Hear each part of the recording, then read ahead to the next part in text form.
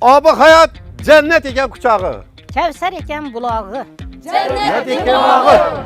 Sizni beldagi, bo'yindagi va umurtqa pog'onasidagi grija kasalliklari bezovta qilyaptimi? Artroz kasalligi oyoqlaringizni tizza chanoqlariga tuz yig'ilib, og'rib, azob beryaptimi? Shpur oyoqlaringizni o'kcha qismiga tuz yig'ilib, oyoqlaringizni bosolmay qiynalyapsizmi? Unda biz sizga Shovot tumanida joylashgan Obi Hayot sanatoriyasi xizmatlarini tavsiya etamiz.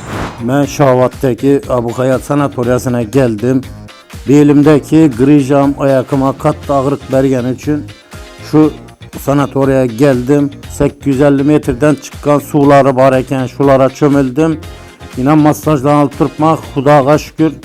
Hozir yosh yetdim men. Bu yerda sizga malakali shifokorlar zamonaviy tibbiy asbob uskunalar bilan jihozlangan xonalarda xizmat ko'rsatib, sog'lig'ingizni tiklashingizga yordam berishadi. 850 metr chuqurlikdan chiqayotgan madanli, shifobaxsh, yodabrunli suv ham sog'lom hayotga qaytishingizga ko'maklashadi. Ben Obi Hayot sanatoriyasiga gelgenden 5 gün oldu.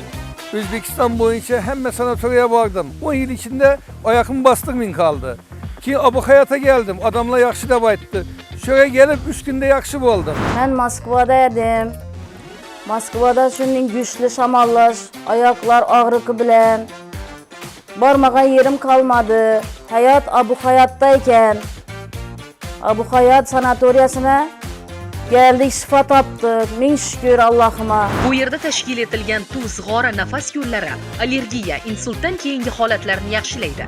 Shovot tumanida joylashgan Obi Hayot sanatoriyasida bilasizlar yer tagidan chiqayotgan, ya'ni 850 metr chuqurlikdan chiqayotgan shifobaxsh madalli suvi shu paytgacha yurtdoshlarimizni ko'plab kasalliklarga, ya'ni beldagi grijalar, tizzalardagi tuzlar, churra kasalliklari, bo'yindagi osteoxondroz kasalliklarga shifo bo'lib kelmoqda.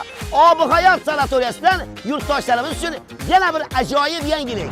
Qarang, Obi Hayot sanatoriyasini shimoliy tomonida yana bir shifobaxsh madanli suv chiqadigan quduq aniqlandi. Hozirda burg'ulash ishlari olib borilmoqda. Ushbu yangi qazilayotgan quduqdan chiqadigan shifobaxsh madanli suvni yuqorida aytib o'tilayotgan kasalliklardan tashqari yana boshqa kasalliklarni ham davolash xususiyatiga ega ekanligi aniqlandi. Obi Hayot sog'lom hayot garovidir.